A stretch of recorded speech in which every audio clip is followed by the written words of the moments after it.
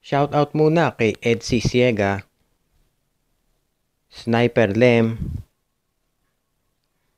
Mark Bagaw, Monching Mier, Rodel Mar, Virgilio Ranes, Jerby De Asis, Carl Alarcos, Eddie Gomez, Miguel 007 Adia, Jebi Jan Resultay, Joris Gorano, King Wilmer Takad, Antonio Pelayo, Alexis De Terala, Ren Jan Rubio,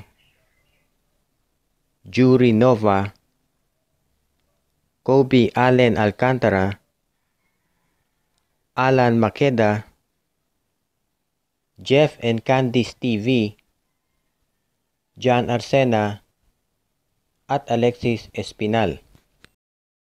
Okay, at ang una nating update ngayon ay tungkol kay Greg Slaughter. Kamakailan lang ay nag-post siya ng isang story sa Instagram kung saan pinakita niya ang kanyang training. At marami tayong mapapansin dito sa video. Unang-una ay yung ball handling ni Slaughter. Dati si Slaughter tumatanggap lang ng bola sa poste at doon nagdi-dribble back to the basket.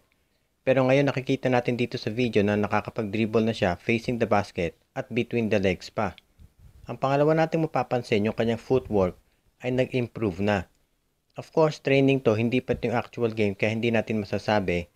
Pero kung yung footwork lang ang pagbabasehan at yung dribbling, mukhang maganda at malaki improvement. Ang pangalawa ay yung range ni Slaughter. Kahit yung nasa PBA pa si Slaughter, alam natin kaya niya yung mga 15-footer, yung mga 16-footer. Pero dito sa video na to, makikita natin na tumitira na siya kahit sa 3-point area. At mukhang confident siya pag tumitira. Kaya kung titignan natin dito, mukhang naghahanda talaga si Slaughter para do sa kanyang attempt at do sa kanyang pangarap na makapaglaro para sa NBA G League o kahit saan pa mang international league. Hanggang sa ngayon, hindi pa natin alam kung babalik si Slaughter sa Barangay Ginebra, pero mukhang ang maliwanag dito sa video na to ay nagte-training pa rin siya at ready and willing siya maglaro at mukhang handang-handa naman at totoo ang kanyang sinasabi na kahit walang basketball ngayon ay nagpapakondisyon siya at mukhang maganda nga na idulot ng kanyang pagsama doon sa Bayo Basket International Basketball Agency. Abangan na lang natin ang susunod na kabanata sa magiging karir ni Greg Slaughter. Ang susunod na nating balita ngayon, nag-apologize na ang Blackwater owner na si Gioseldo C.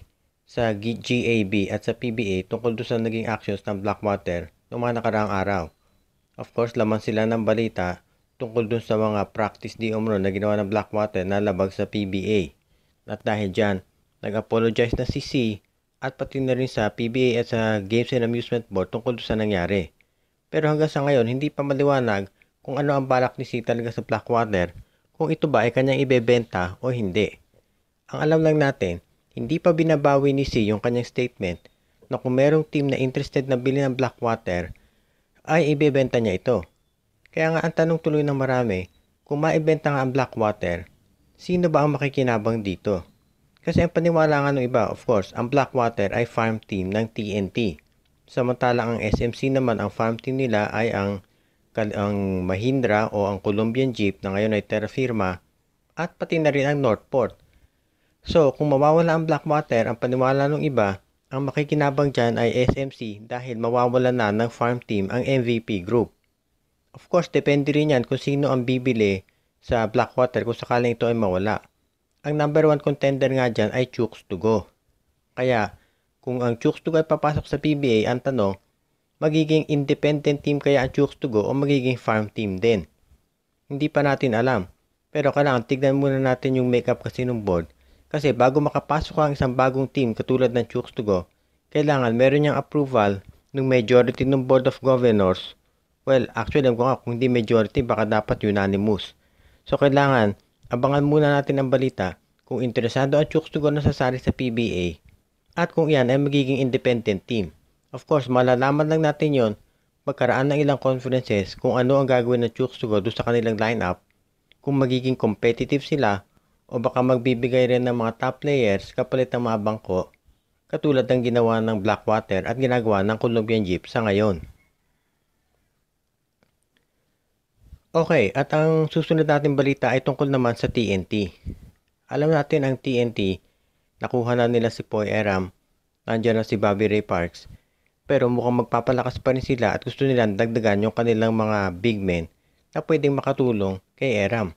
Although magaling si Aram, hindi naman niya kayang mag-isa, so kailangan niya ng ibang katulong na backup para maging available just in case ma-foul trouble siya o wag naman sana baka ma-injure. Ang current big men ng TNT ay si Jay Washington, si Kelly Williams, si Harvey Carey, at si Lervin Flores. Ito si Lervin Flores, 6'5 yan pero hindi masyadong nagagamit. And I doubt kung magamit nga yan sa TNT dahil alam natin ito si Coach Mark Dickel at si Bong Ravena, maiksi lang ang rotation. Ito si Harvey Carey, medyo undersized na yan tsaka ang tanda na. Ang paniwala nga ng iba, baka last conference na to ni Harvey Carey at magre-retire na. So unlikely din na matrade yan. Ito naman si Jay Washington ang palaging nababalita at nauugnay sa mga trade rumors. May edad na kasi itong si Jay Washington at bihira na rin magamit. Kaya sa tingin ng marami, mukhang hindi ito magtataga sa TNT at malamang matrade ito kapalit ng isa pang big man. Of course kung si Jay Washington lang ang matrade, mababang value din ang makukuha kapalit dahil si Jay Washington ay hindi nagagamit. Kaya ayon sa mga ibang observer, kung matrade si Jay Washington, isasama ng TNT dyan si Kelly Williams at baka ng isa pang pick para makakuha naman sila ng isang big man na medyo malaki at mataas ang value. Alam natin itong si Kelly Williams dating MVP yan, lalo na nung naglalaro pa sa Santa Lucia. Pero nung napunta na sa TNT at maganda naman ang pinakita, pero nag-slow down na rin yan dahil syempre nagkaedad na at nagkaroon pa ng maraming injury. Pero kahit ganun pa man, ito si Kelly Williams may ibubuga pa rin naman dahil nakita natin kung defense lang pag-uusapan at paminsan-minsan sa scoring ay may itulong din. Para sa isang team na nangangailangan ng big man, magkaroon ka ng Jay Washington at Kelly Williams plus isang draft pick o isa pang player, malaki na maiitulong yan. Kaya tignan na lang natin kung sakasakaling mag-trade ang TNT ay kung sakali nga na ipamigay niya ang dalawang players na yan plus isang pick para makakuha ng isang big man. At bago tayo magwakas, batiin muna natin ulit ang ating mga taga-subaybay. Kabilang dyan si Edsy Siega, Sniper Lem, Monching Mier, Rodel Mar,